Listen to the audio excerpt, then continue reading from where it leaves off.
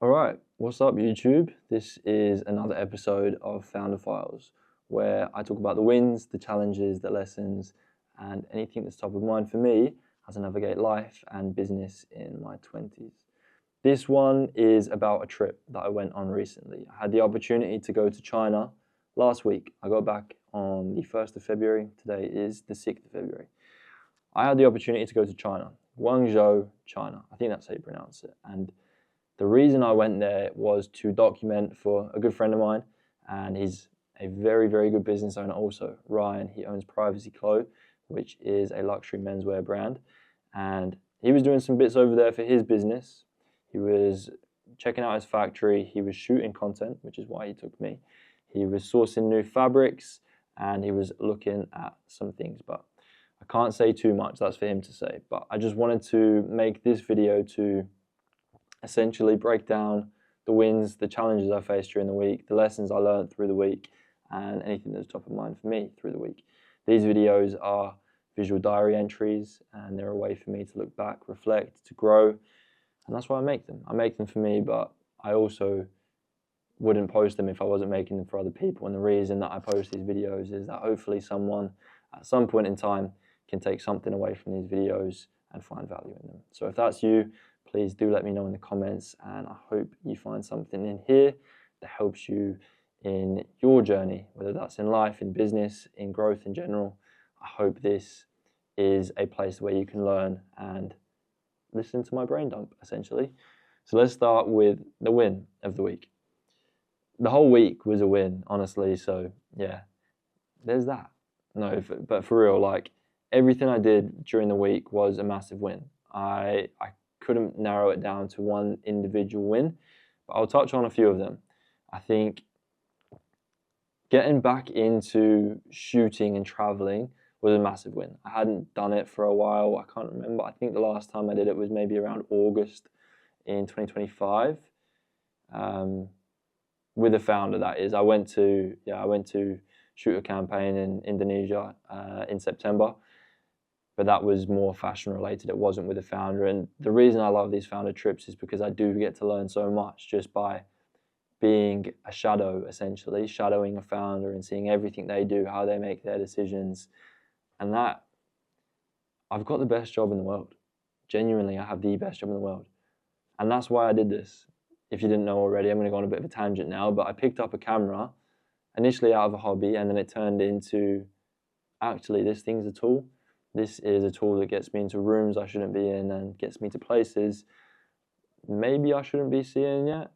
But the fact that I've got this tool allows me to get to those places. And yeah, I believe that the universe wouldn't show you things that you're not meant to see. And the fact that I've been to so many places and experienced so many things and learned so many lessons because of this camera, I very much believe that, you know, I've got something along my timeline that it's all going to come to fruition at some point in time. And this camera for me is a tool. And the tool this time took me to China, which is a place. The last time I went to China was when I was 15, and the reason I went when I was 15 was for a football tournament. So to go this time for work, I went with a completely different outlook. I had no idea what to expect.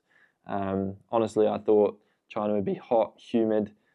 I didn't think the air quality would be very good. I don't know why I had these conceptions about and ideas about China, but I went there thinking it wasn't going to be a very nice place, and I left there completely dumbfounded and incredibly inspired at how beautiful the country was, or at least the part we were staying in was. I know that it's a massive country. I know that, you know, everywhere has beautiful places, and I genuinely think that China is an incredible place. I think I went there with my business hat on, and because of that, I learned so much and experienced it in a way that maybe I wouldn't have done if I went with a tourist outlook. But going there with a business outlook really, really made me see a side of China that I wasn't expecting to see. So that was interesting. And coming back to the wins, yeah, going back to, you know, shooting internationally, going to a place I haven't been in such a long time, and expanding my mind because of the fact that I've got a camera, and seeing those places and seeing how other people operate and seeing how other countries operate, I think that is a win in itself. And aside from that, the people that we met, yeah, that was another massive win. You know, I got to catch up with Sean and Beth from Lilo Active, who are friends of mine anyway, and it was incredible to see them and get to meet, you know, the behind the scenes team of their business as well, and some of the things that they had to say and shine a light on when it comes to business. Incredible. We got to meet Brittany from Fate, the label, Brittany Saunders. I had to remind myself of the last name there. Sorry, Brittany. She's built a team of 60. She's got 5 stores, I believe, around Australia. I'm not sure what sort of numbers her business is doing, but she is doing incredibly well. And her outlook on life, her outlook on business, I love it. And it was really good to meet her. And of all places, we met her in China. Another Australian founder. We met inside the biggest fabric factory in the world in Zongda Fabric Markets. And Ryan stopped her for a quick interview, and then we ended up catching up at a separate time, and we went a little bit deeper into business and had another conversation around all things business and fashion labels, fashion brands, content, and that was really, really incredible. So that was a win, the people that we met. Another small win was staying active and keeping fit whilst we were traveling. Lucky I was with Ryan, and Ryan, like myself, is very fond of all of those things and looking after himself. So we managed to get a few swims in, some sauna sessions, a couple of runs, gym sessions. So yeah, it was good. I was proud of myself for doing that. I'll move on to the challenge of the week, so I don't want to keep this video too long. I really just want to get everything out of my head and into a video, and if that helps someone, then it does. And if not, then it definitely helps me. So the challenge of the week, I think, was wanting to over-prepare but having no time to over-prepare. You know, this trip was on somewhat short notice. I think I had about 2.5 weeks notice before the trip actually came around, and obviously within that 2.5 weeks I had a lot of other obligations, work obligations I had to complete. So I didn't get as much time to prepare as I would have liked, and we sat down a couple of days before the trip with Sam Dalen, and he ran us through some YouTube stuff in terms of planning for the trip. And after that conversation, I was sort of kicking myself because I was like, I should have done more, I should have prepared more. But then I reminded myself, and Emily reminded me also, that I said to myself, start where you are, use what you have, and do what you can. I had all these things in my head that I wanted to be able to do more. I wanted to get new camera gear for this trip. I wanted to be able to sit down and spend hours and hours shot listing and preparing and making sure I could get everything right. But the reality was I just didn't have time. And for me, that was a challenge to come to terms with that. And then Emily reminded me also, play the hand that you're dealt, not the hand that you wish you had. And that one hit. Thank you, Emily, for that. And yeah, so those two things, I sort of flipped the narrative on its head. That was a challenge for me, wanting to prepare but not being able to prepare as much as I would have liked to. And honestly, now that I reflect on the trip, I think preparing more definitely would have had an impact, but I don't think I was underprepared. I think that my skill set and my trust in myself took me and allowed me to do the things that I needed to do and shoot the things that we needed to shoot. And I think that I did an exceptional job, and I've already started posting content with Ryan across his socials, so you can check that out. And we're going to be putting a lot more stuff out over the next week or so. So I'm proud of myself for that. That's a win, but it's also a challenge. Another challenge I had that I didn't write down in my notes, and I only touched on with Emily, was the fact that I did find myself having this inner dialogue that I could be doing more. And I was comparing myself, honestly, and to people that were so far ahead of me.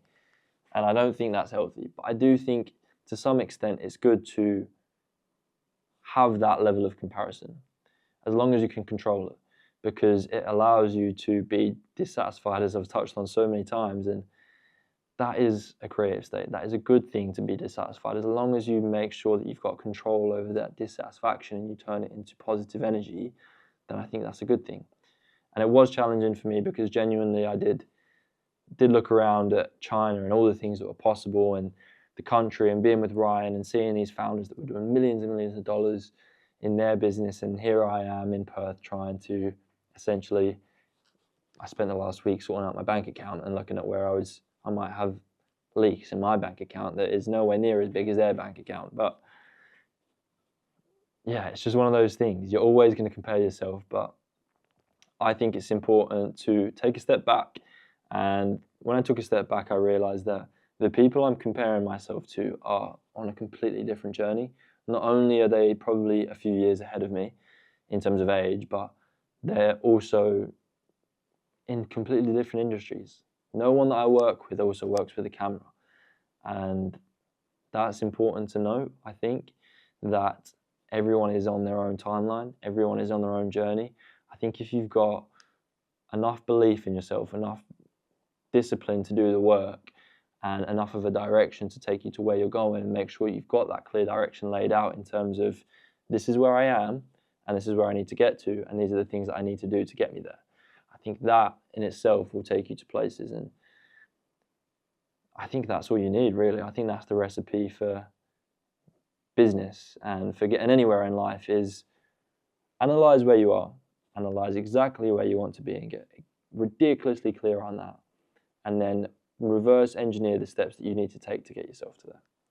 So that was another challenge, comparison, but comparison in a good way, because I came back with action top of mind, and that will take me on to the lesson of the week. That's just jogged my memory. I was reading a book whilst I was away. I say whilst I was away. I didn't read it until I got on the plane to come back to Perth. The book is The Richest Man in Babylon, and Ryan and I were changing flights from Hong Kong to Singapore, and then we stopped over in Singapore to get back from Singapore to Perth. And whilst we was in Singapore, I'd read something on the plane, and I wanted to highlight it to Ryan as well, and I'll bring that up now so that I can read it to you guys also. And what it said, it was one of the closing chapters in the book, and honestly, if you have not read the book, then definitely do. It's incredible. It's about money and wealth management, but the way that it's written and the stories that are told inside of it are for the ages. It's a classic and it is phenomenal. So definitely read that, Richest Man in Babylon. And the lesson that I took away and the quote that I read and I relayed to Ryan was this: men of action are favored by the goddess of good luck. I get goosebumps when I read that out loud. Men of action are favored by the goddess of good luck. I love it. I love it so much. And I think it is so incredibly true that if you take action, if you do the work, if you plant the seeds, lay the foundations, and continue to show up day after day, and you take action, regardless of how you feel, regardless of anything external, you just show up. I think if you just show up, you are going to be favored by, in this case, the goddess of good luck. And when I think about anything in my life that has turned out to be a good thing, it's because I've shown up and I've put in the effort and I've done it relentlessly and almost religiously, to the point where it becomes a habit, and without knowing it, it creates a positive feedback loop. And because of that, whatever is out there, whatever you believe in, it recognizes the action that you're taking, and the action that you're taking then turns into the things you start to receive in your life. And I think that was a lesson from the week that is not only going to stick around for a little while. I think that's one I'll pass on to hopefully my kids and anyone that I can pass it on to, because I think that's important. And it does relate back to some of the other lessons that I had. So I'll quickly pull up some notes I took whilst we was on the fly, changing from location to location in China, and the conversations we had were endless. And I'll do a full video on it maybe another time, but for now it's just for me to sort of recap my thoughts, and my focus is honestly just getting content out for Ryan and making sure that I deliver on that side of things. But I wanted to do this just as a brain dump. So some of the lessons that I took were speed to market. Speed to market is massive, and this is something I learned from Lilo's product, their factory, the product factory manager. His name's also Sean, and he is big on speed to market. I think that was a big lesson. The quicker you can do something, the quicker you can take action, the quicker you can take something from ideation to execution, is incredibly important, because that can be make or break. And I think so many of us have ideas in our heads, and I've got so many ideas that just live in between my ears, and they're not good up there. They're not good unless I put them out into the world. So yeah, I think that was a really good lesson with speed to market, but just get it out into the market as well. Don't let it live in your head. Whatever you've got as an idea, just make it real in some way, shape or form. And that idea was also backed up by the conversation that we had with Brittany Saunders, because her content strategy is anything that comes into her head gets turned into a video. Any idea, any thought she has, anything she's thinking about, anything that's top of mind for her, she just picks up the phone and starts filming. And in a sense, that's speed to market. It's exactly speed to market, because she's posting more frequently, she's built an incredibly engaged community, and it all comes off the back of just thinking, well, I've got this thought, let me just share it with people. And Ryan and I spoke about that also whilst we was away, and Ryan started to implement it, credit to him, because it's not an easy thing to do, to pick up a camera and just start talking to it. I usually have to film things 10 times over before I post it, before I feel comfortable to post it. And I think me doing this now, so off the cuff, without a script, without anything, is just me sort of telling myself that that's okay to do. And yeah, I honestly think that that's such an important thing. Just speed to market, and make sure your ideas don't live in your head. Bring them to life. They deserve the life. If they're an idea and they're exciting to you, then chances are someone else is going to be excited about them also, because after all, we're actually not that different. So you're probably going to find your people if you just start speaking your mind in terms of the things that you think are cool and interesting and relevant to the community that you're building. So in Brittany's case, she talks about anything fashion related and business related. In Ryan's case, it will be the same for him. And Sean, in terms of the factory manager, in his case, it's less about talking and posting about things. It's more about just idea, do it. And I've seen that in so many people that I look up to in life, is they're so quick to act. And I genuinely think that that is such a recipe for success in a way. Is if you can reduce the time between ideation and execution, then you've got a recipe for something that is going to become a good thing. So that's the lesson. Another lesson I had was take inspiration but don't copy. Find ways to make it better. And that came up a few times throughout the trip, and I think that's an important one, because I take inspiration from so many different places, but you don't want to be seen as the person, and when you show them something, it's like, oh, so-and-so did that, or that looks like this thing that this person did. I don't think that's what we should be aiming for. Originality wins at the end of the day, but inspiration helps. And I don't think, with what I said, I'll contradict myself, because I don't think anything's an original idea, because most ideas come from some other thing that they've seen, another medium, another source of content. So yeah, I don't think any idea is original, but I think it's important to take inspiration and find a way to turn that inspiration into something that's slightly more original to you. So I hope that makes sense. To me, it does. Another lesson I learned was find a unique skill and leverage it. This was really important. That's something that came up a lot throughout my time in China, was bridging the gap between the East and the West. That's how so many people in China have succeeded. Look at the likes of Daniel Dalen. He used the skill set in the fact that he could speak in different languages. He could speak English, he could speak Mandarin or Cantonese or whatever the language he speaks is, and he could also speak in different European languages as well. And for him, that was his way to bridge the market. He had that skill instilled in him from a young age, and he turned that into something that could bridge a place to another place. And I think this isn't about being bilingual. I think this is just about finding a skill that you've got and using it to leverage it. So me, for example, as I was saying at the start of this video, my skill is this camera. Ryan's skill is his network. He knows so many people. He can connect people. He's got relationships now. He also knows a lot about fashion and fabrics. So therefore he can use that knowledge to connect people to other people. And that is a skill, and he can leverage it that way. And I think if we peel back the layers, we've all got skills that we can leverage in some way, shape or form. It's just about identifying them. And once you identify them, you know, find a way to be unique in that sense. Find a way that, you know, other people might have the same skill, but how can you separate yourself from the people that have the same skill? Add to it. So again, example, Daniel Dalen. He speaks multiple languages, but that alone isn't going to get him to create in a 3PL in China. I think what he did then was he took the skill that he had and he built on that by implementing other skills and skill stacking. So I think if you can find a unique skill stack, and then leverage it, then you've got a good thing going. So yeah, that's another one.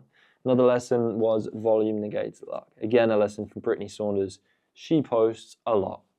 And not only does she post a lot, she has been posting content for 17 years, I think, which is crazy to think about. And it explains why her community is so engaged and why I posted a simple comment on a collaboration between her and Ryan. And I got a lot of likes on the comment. And all I said was 2 founders doing their most for their communities. Simple comment, but all of the likes were people from Brittany's community, and that's just because they're so bought into her. And that really relates back to the fact that volume does negate luck. If you just do more, you're going to create luck for yourself. You can't just expect to do something and it take off. That is an anomaly, I think. And Alex Hormozi speaks about this also. That I think that is a Hormozi quote, that volume negates luck. And it's true. I think the more you do, the more luck you create for yourself. So don't rely on luck. Create your own luck. One of the things that I want to leave on is in terms of China itself. I think there's a massive misconception around China. I think that people think China is cheap. And after going to China and seeing inside the factories and behind the scenes of what goes on inside these factories, China is not cheap. China is incredibly advanced, and I don't think many people understand that. I don't think many people are made aware of that or educated enough on that. And if you're in e-commerce, then China is the place to go and visit, because it is incredible. It is so far advanced. They are doing incredible things. They're not cheap. I don't even think they fit into the top 10 categories of places to produce things in terms of affordability. So yeah, China isn't cheap. China is an incredible place with a lot of opportunities, especially in business. So China has left a great taste in my mouth. I am looking forward to getting back there. I am so grateful for the lessons that I learned in China. I am grateful that I can sit here and talk to a camera for however many minutes this is without pausing, just because of the energy and the inspiration I've got from coming back from a country like that. So to Ryan, thank you for taking me on the trip. To myself, thank you for building the skill set that took you on the trip. And to anyone that's looking to do anything, then I encourage you to do it repeatedly, over and over again. Show up, take action, and in due time, on your timeline, things will happen. Things will work out. That's exactly how it always happens. Your timeline is your own, not anyone else's. And I think that's a message to myself as well. Trust in your timeline. Emily said that to me. She wrote it on a sticky note for me last week. Trust in your timeline. I trust in my timeline, and just grateful to be here. I'm grateful that I get to make these videos and sit down and spend my Friday night speaking to a camera. So thank you for being here. I hope you find some value inside this yapping session of mine. I'm grateful you're here. I'm glad you're here if you're here. And I'll continue to show up for myself and also for anyone that happens to find my little corner of the internet where I share what I think is valuable. So thank you, and I will see you in the next one.